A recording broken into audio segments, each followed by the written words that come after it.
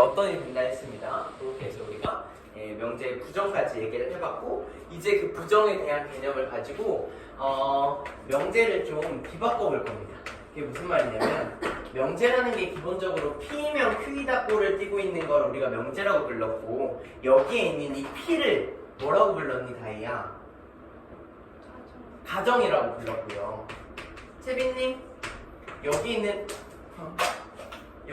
Q를 뭐라고 불렀습니까? 결론이라고 불렀었죠.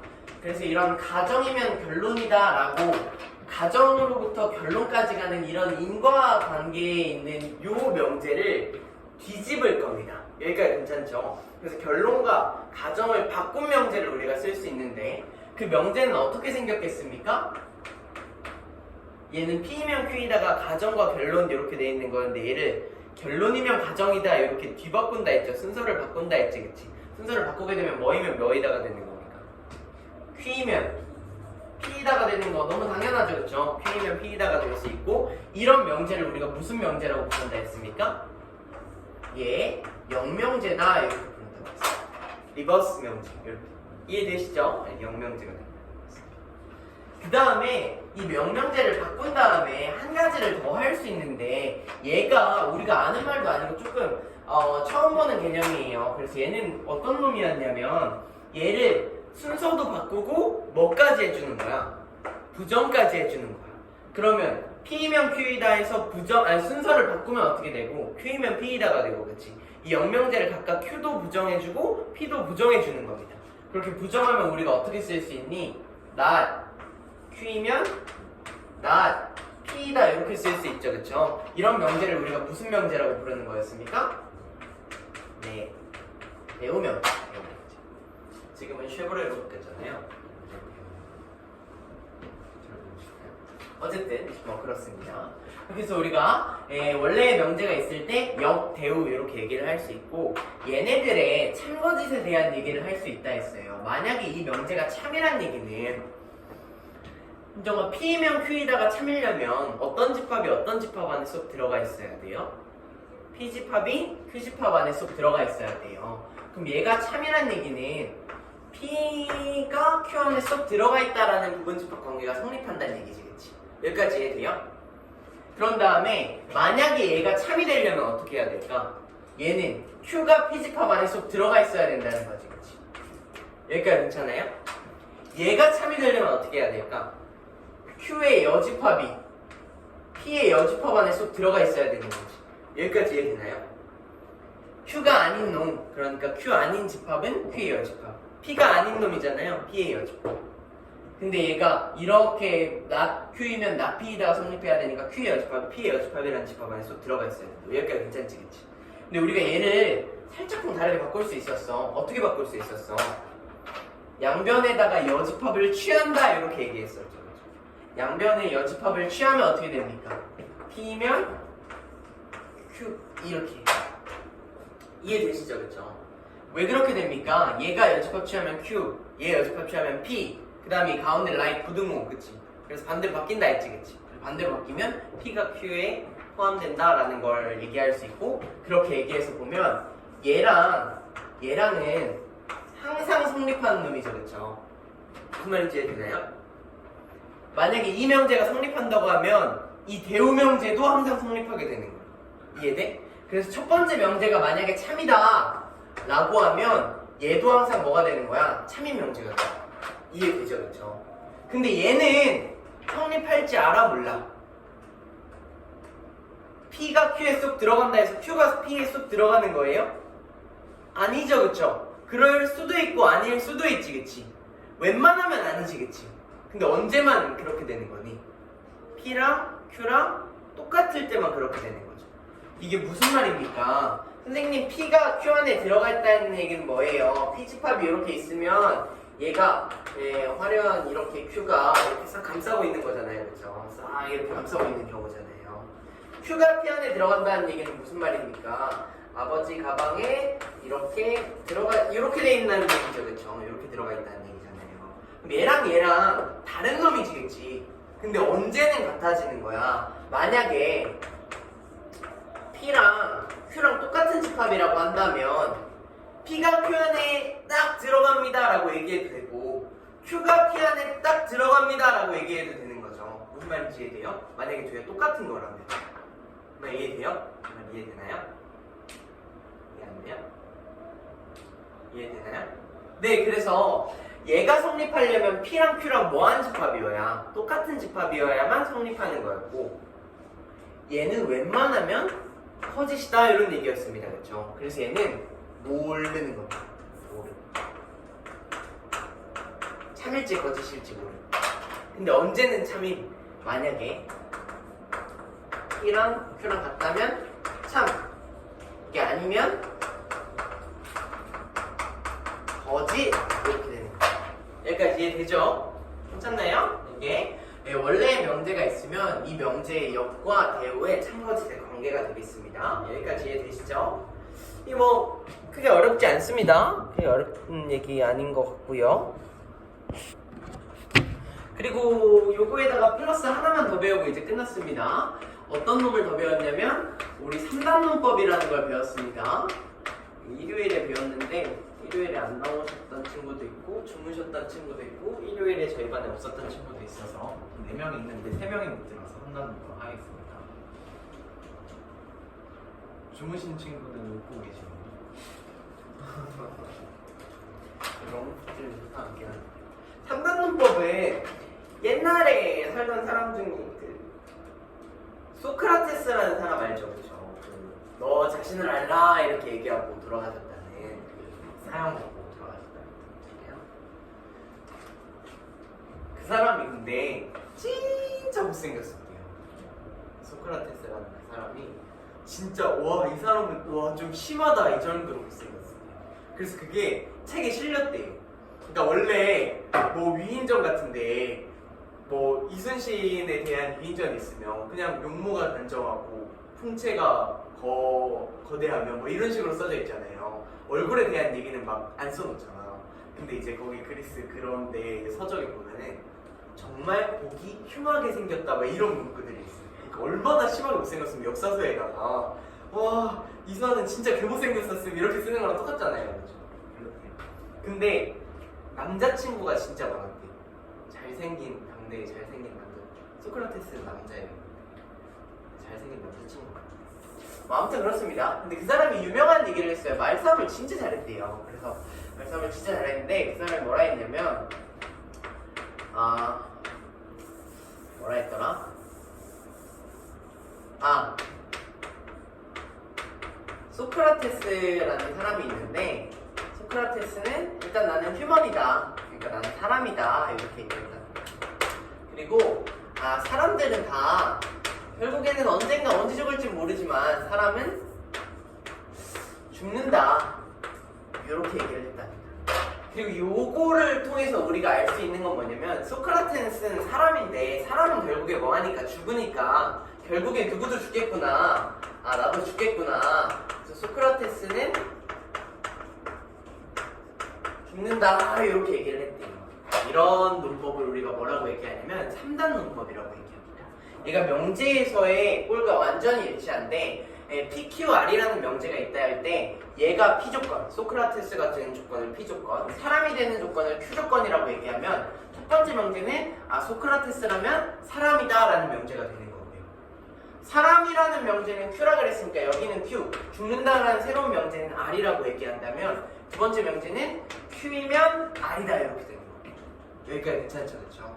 그럼 P이면 Q고 Q이면 R이니까 우리가 집합의 포함관계가 P집합이 Q 안에 들어가고 그렇지 Q집합은 R집합 안에 들어갈 거 아니에요. 그렇죠? 그럼 우리가 그리면 어떻게 되는 거야? P, Q, R 이렇게 되는 거잖아. 집합의 포함관계가. 그럼 결론적으로 보면 P는 R에도 들어가겠구나. 그러니까 뭐도 성립하겠구나. P이면 R이다도 성립하겠구나. 이렇게 된다. 이해되나요? 이게 참이고 얘도 참이라면 결국엔 얘도 참이겠구나. 이런 얘기예요. 소크라테스는 사람인 거 참이죠. 사람 모두 죽는 거 그것도 참이죠. 그렇죠? 그럼 소크라테스가 결국 죽는 것도 참이겠구나. 이런 얘기입니다. 이해되시죠? 이게 3단론법입니다. 3단론법을 기억하실 때는 이렇게 하시면 되고 결국에 문제를 풀 때는 어떻게 돼야 되냐면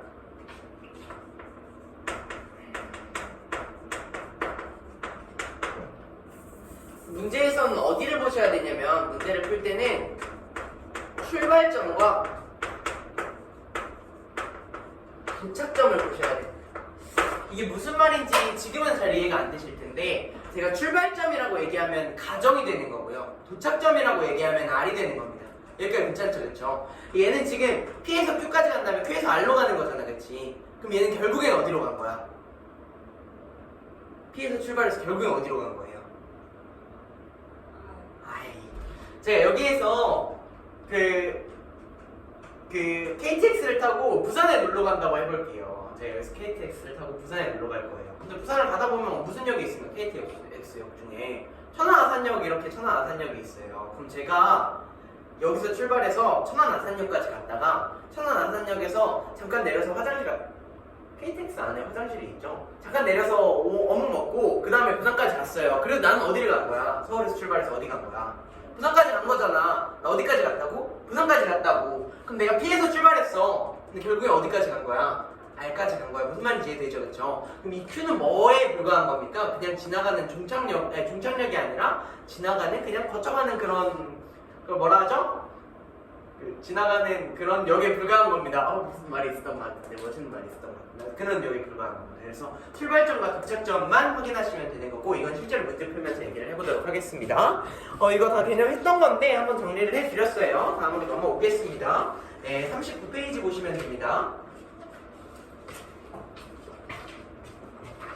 39페이지 보시면 명제의 역과 대우의 참 거짓이 있습니다. 원명제가 참이라면 영명제는 참인지 거짓인지 모르고 대우명제는 반드시 참이다 이렇게 얘기했습니다. 반대로 얘기하면 원명제가 거짓말이라면 대우명제도 거짓말이 되는 겁니다. 영명제는 참일지 거짓일지 모르고요. 이해되시죠? 그래서 한번 1번 필세지 1번 지금 풀어보시면 될 것 같아요.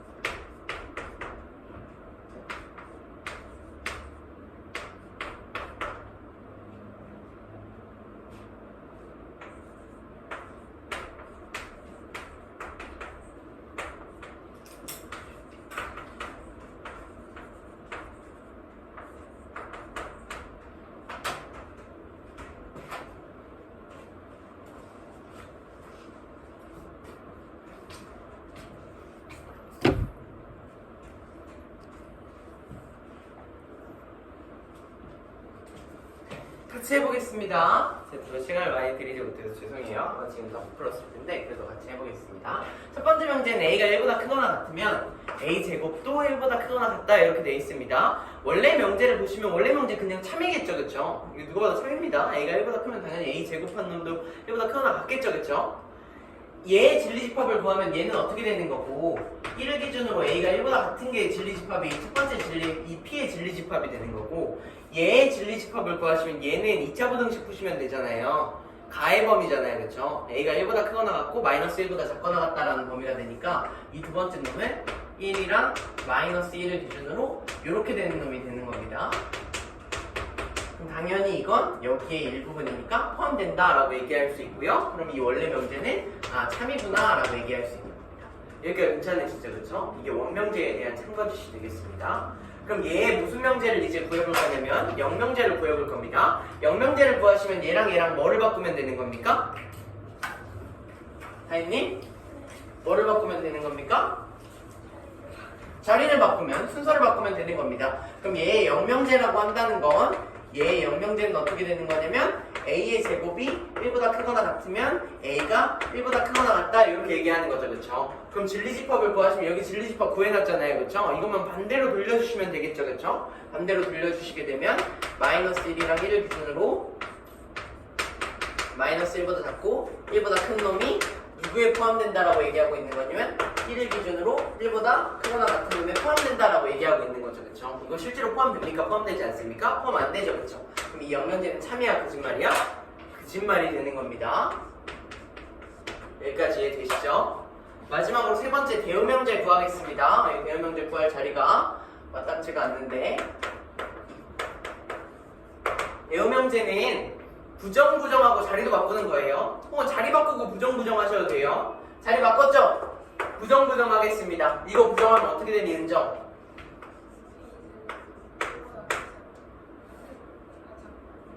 크지 않으니까 작은 거죠, 그렇죠? 크거나 같거나 하지 않다가 되는 거니까 작은 겁니다.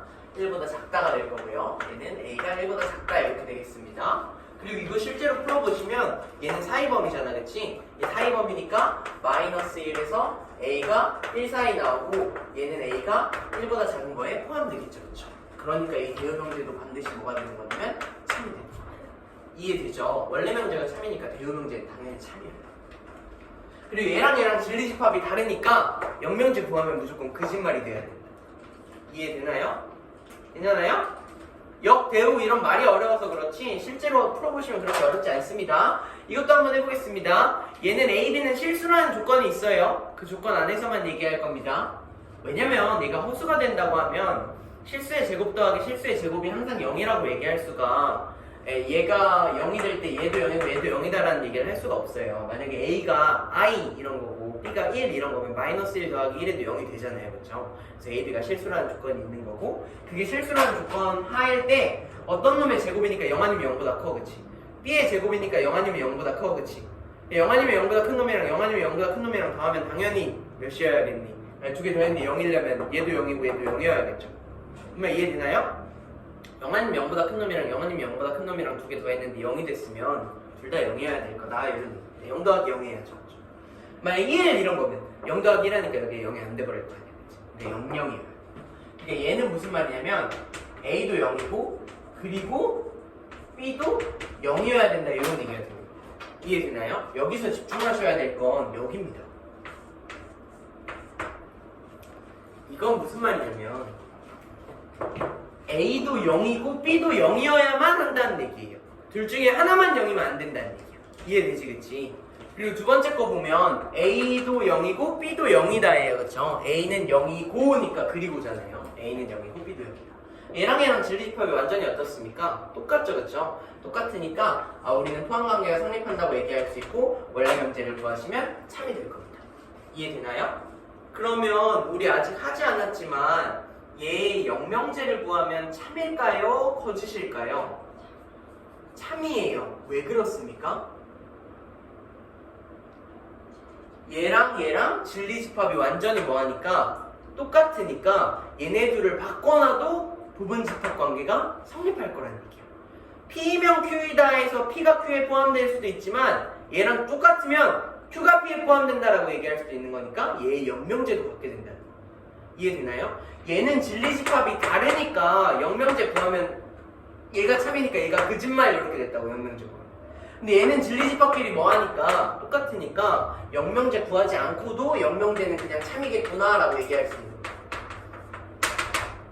왜냐면 P의 진리집합이나 Q의 진리집합이나 똑같으니까 그러니까 P가 Q에 포함된다라고 얘기할 수 있기 때문에 이거 영명제 구하는 거 쉬워서 그냥 자리 바꾸는 거잖아요. 그쵸? 그냥 자리 바꾸는 거. 대요명제로 넘어갈게요. 은정님, 대요명제는 참일까요? 거짓말일까요? 참이겠죠? 왜요?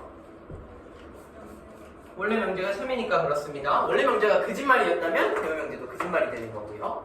이해되시죠? 대요명제는 따라가는 겁니다. 영명제는 따라갈지 안 갈지 모르겠고요. 그래서 얘 대요명제를 구하면 자리 바꾼 다음에 부정하는 거잖아, 그치? 이거부터 부정해보자. 뒤에 거 부정하면 어떻게 되니? A는 0이 아니다, 그치? B도 0이 아니다, 그치? 그 다음에 이거 자꾸 부정 안 하시면 이거 부정 안 하면 진짜 안 돼요. 이거 부정해 주셔야 돼요. 이거 부정해 주면 어떻게 됩니까? 또는이 되죠, 그쵸? 그래서 이렇게 되는 겁니다. 이해되죠, 그쵸? and를 부정했으니까 또는 드리블을 부정했어요. 또는 그렇게 하면 이 앞에 거 부정은 어떻게 됩니까? a제곱 더하기 b제곱은 0이 아니다 이렇게 되죠, 그쵸? 이렇게 되면 이렇게 되는 거죠. 그래서 A가 0이 아니거나 B가 0이 아니면 A제곱 더하기 B제곱은 0이 아니다 라는 명제가 되는 거고 그건 성립하는 얘기가 됩니다. 왜냐면 얘를 만족시키는 진리집합을 구해보면 얘랑 더했는데 0이 아니게 되려면 A랑 B랑 둘 중에 하나는 0이 아니어야 돼요. 그렇죠? 무슨 말인지 이해되시죠? 둘 다 0이 아닌 건 상관없지만 둘 다 0이면 안 된다. A equal 0 and B equal 0면 안 돼. 이렇게 되는 거죠. 이해되시죠? 그래서 이렇게 우리가 대우명제는 이거 뭐 구하시면 얘랑 진리집합이 똑같네요. 그래서 우리가 이거 참이라고 얘기를 할 수 있겠습니다. 이해될까요? 괜찮죠? 이게 왜 똑같냐면 진리집합을 바꿨는데 선생님 왜 진리집합이 여긴 진리집합 달라졌는데 여긴 진리집합이 왜 바꿔도 얘네 두 개가 항상 똑같이 나오나요? 라고 하시면 P집합이랑 지금 Q집합이랑 같잖아요. P집합이랑 Q집합이랑 같잖아요. 그러면 P 여집합이나 Q의 여집합이랑 당연히 뭐 하겠습니까? 똑같겠죠, 그렇죠? 얘는 우리가 뭐라고 부르는 놈이고 Q의 여집합이라고 부르는 놈이고 얘는 우리가 P의 여집합이라고 부르는 놈인데 얘네 둘이 똑같으니까 당연히 소수분입니다. 이해 괜찮죠? 2번으로 넘어가겠습니다. 명제 대열을 이용하여 상수 구하기 문제가 되겠습니다. 한번 해볼게요. 풀어보세요, 지금.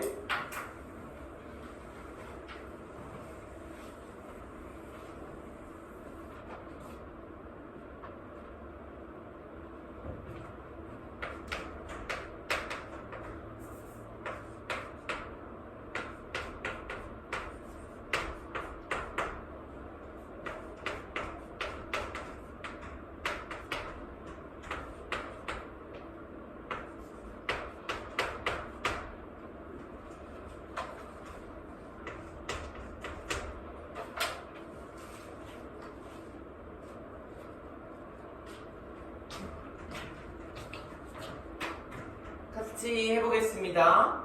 우리가 이 명제를 해석하기 위해서는 얘의 진리집합 구하고 얘의 진리집합을 구하셔야 되는데 얘는 이미 진리집합이 구해져 있죠, 그렇죠? x가 마이너스 2보다 작거나 같거나 또는 y가 k보다 작거나 같다라는 진리집합이 구해져 있고 얘의 진리집합을 구하는 건 x랑 y랑 더해서 1보다 작거나 같은 진리집합이 되는 건데 그럼 너무 많을 겁니다, 그렇죠? 얘를 만족하는 진리집합은 너무 많을 겁니다.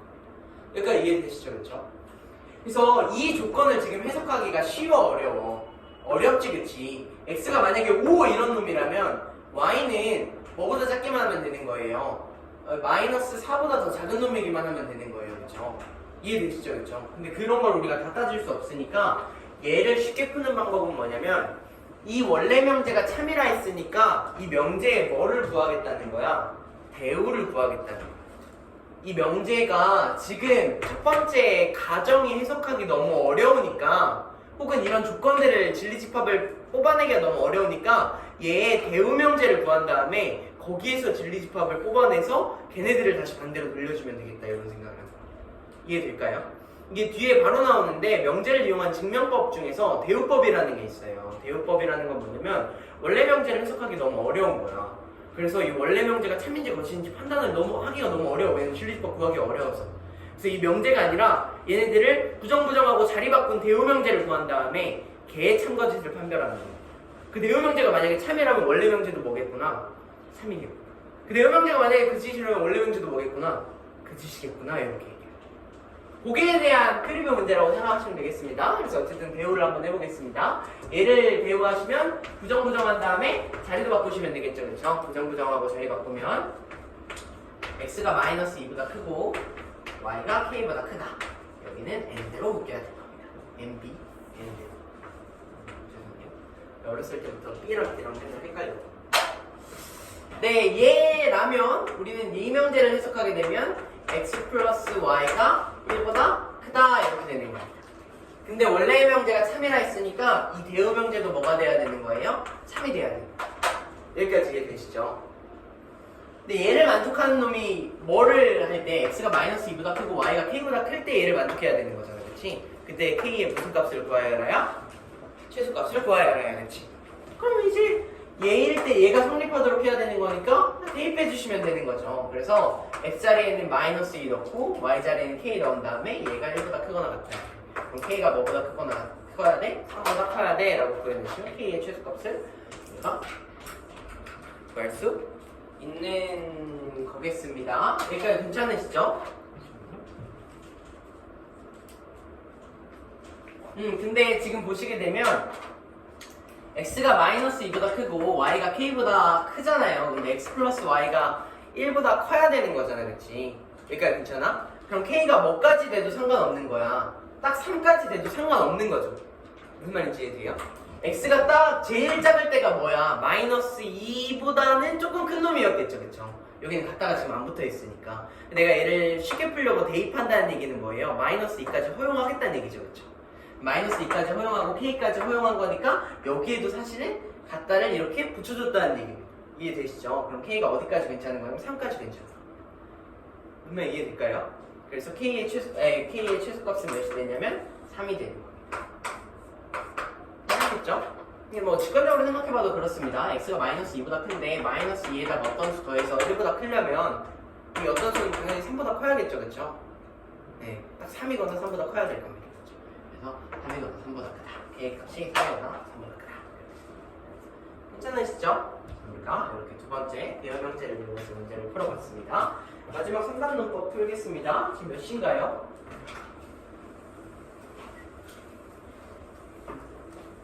몇 시예요?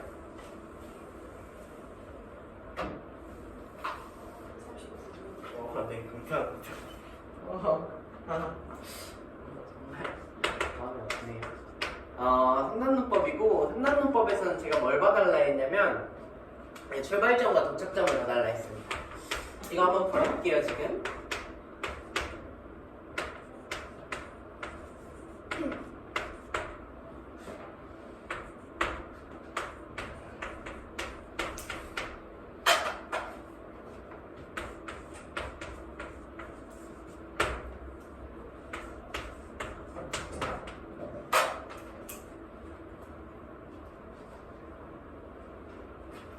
이건 연습삼아 여기에서 실제로 참여 명제들을 쫙 다 뽑아보겠습니다. 그럼 같이 해볼게요. 일단은 이 명제가 참이라고 조건에 나와 있어요. P이면 나P이다가 참이다요. 나다리면 P이다가 참이라고 조건에 나와 있습니다. 여기까지 괜찮죠, 그렇죠? 그러면 이런 원래 명제들을 어떻게 한 명제도 참이겠어? 대우한 명제도 참이겠지, 그치? 그래서 얘 플러스 어떤 명제들도 참이라고 준 거냐면 얘 대우 명제인 Q이면 나P이다도 참이라고 준 거고요. 나P이면 R이다라는 명제도 참이라고 준 겁니다. 여기까지 괜찮나요? 그러면 여기에다 플러스 우리가 쌍방 논법에 의해서 출발점, 들렸다가 도착점 이렇게 되는 거잖아요, 그렇죠? 그럼 결국에는 어디서부터 어디까지 간 거야? Q부터 R까지 간 거지, 그치? 나P를 살짝 이렇게 싹 하고 지나간 거잖아, 그치? 그럼 여기에 플러스 뭐도 참이 되는 거냐면 Q이면 R이다도 참이 되는 겁니다. 여기까지 괜찮죠, 그쵸? 여기에 플러스 뭐도 참이 되는 거냐면 얘의 대우명제인 나달이면 나Q이다도 참이 되는 겁니다. 여기까지 이해되시죠? 괜찮나요? 여기가 우리가 찾을 수 있는 참여 명제들을 한번 쭉 다 찾아봤습니다. 괜찮죠?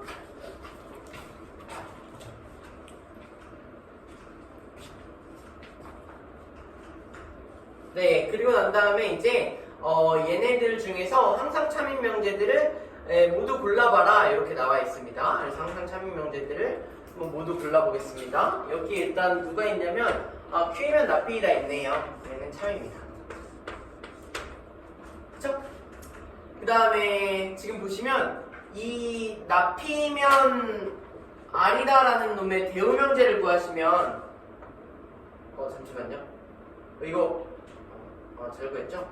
네, 잘 구했죠?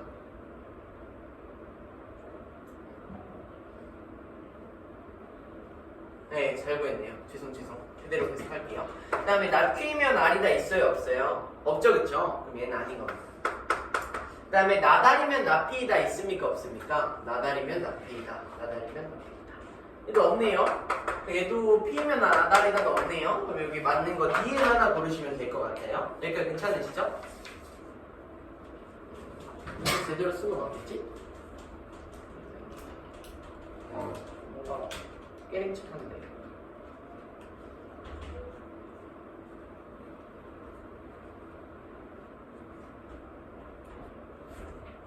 맞아요. 네, 그래서 이렇게 문제 푸시면 되겠습니다. 여기까지 괜찮죠, 그쵸? 그래서 우리가 원래 명제를 가지고 얘네들의 대우도 참이고 거기에서 3단 논법으로 뽑아낸 명제들도 참이다 쓰시면 되겠습니다. 이해되시죠? 괜찮나요? 네, 그래서 우리가 설 명제들 실제로 그래서 잘 풀어봤습니다. 다음으로 넘어갈게요.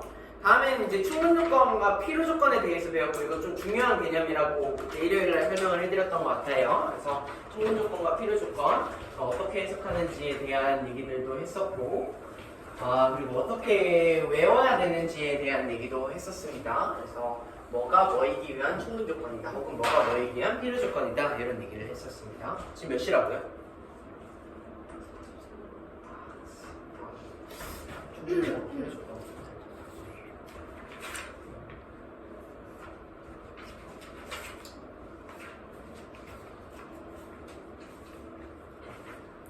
충분 조건과 필요 조건에 대한 설명만 하고 여기에 있는 문제들은 일요일날 풀게요.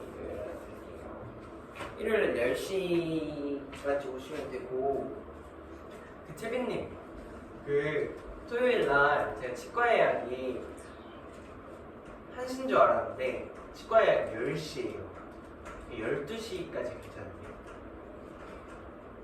괜찮아요 12시까지 오시면 돼요 2시간 정도 이제 말을 못할 정도로 충치 치료를 하지 않았지 충치가 생겨가지고 네, 충분 조건과 필요 조건 얘기를 한번 해보도록 하겠습니다. 우리가 P면 Q이다라는 명제를 가지고 있을 때 이런 명제를 가지고 있을 때 여기에서 우리는 무슨 얘기를 하냐면 P는 Q이기 위한 충분 조건이다.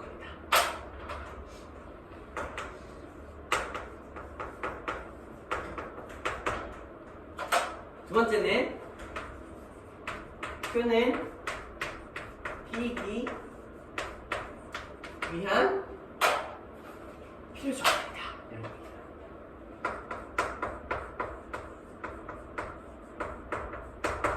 뭐는 뭐이기 위한 무슨 조건이다 이런 얘기를 한다는 겁니다. 이게 무슨 말인가요? 라고 하시면 충분 조건이라는 거는 걔 하나만 있어도 충분하다 이런 얘기야. 이게 무슨 말인가요? 하면 만약에 P라는 놈이 내가 뭐가 될 거야? Q가 되고 싶어. 나라는 놈이 결국에 결론이 Q가 딱 되고 싶어. 근데 내가 P야. 그럼 충분하다 이런 얘기입니다. 선생님 그게 무슨 말이에요? 이런 겁니다. 내가 좀 더 뒤에 있는 게 더 큰 집합이잖아, 그치? 여기가 대한민국이야, 대한민국. 내가 근데 대한민국 국민이 되고 싶어. 그럼 나는 뭐가 되면 충분한 거야? 경기도민이 되면 충분한 거야. 무슨 말인지 이해돼? 내가 경기도에 살고 있으면 난 대한민국에 살고 있는 거야. 이해돼요? 내가 가천대에 가고 싶어. 근데 내가 서울대 갈 성적을 맞췄어. 그럼 충분하다고. 가천대 가기 충분한 놈이 된다. 무슨 말인지 이해되나요? 그래서 이건 충분 조건이라는 무슨 의미냐면 뭐가 되기 위해서 이런 자격을 갖추면 충분하다 이런 거예요. 제가 수학 강사가 되고 싶어요. 제가 수학 강사를 하고 싶은데 수학 강사가 되기 위해서 제가 세계적인 수학의 노벨상이라는 필즈상을 받아요. 그럼 충분하겠죠, 그렇죠? 어느 학원이든 들어가면 저 필즈상 몇 회 수상자입니다. 이러고 강사하세요 이렇게 얘기할 거 아니에요. 너무 오버스펙이라는 거예요. 충분 조건이라는 건 내가 시험 커트라인이 50점이야. 내가 200점을 받았어. 근데 저 합격할 수 있을까요? 이렇게 물어보면 똑같아. 그게 충분 조건이다. 이해되나요? 필요 조건은 뭐냐면 내가 되기 위해서 일단 얘는 갖추고 있어야 돼.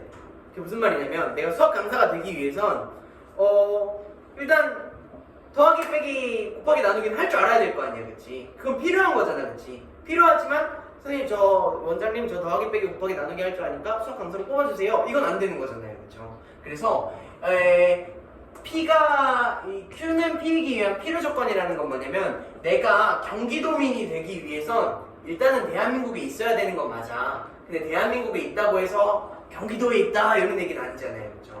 그래서 얘는 필요한 건 맞는데 그것만으로 충분하진 않다 이런 얘기. 충분 조건과 필요 조건의 뜻은 이렇게 이해하시면 돼요.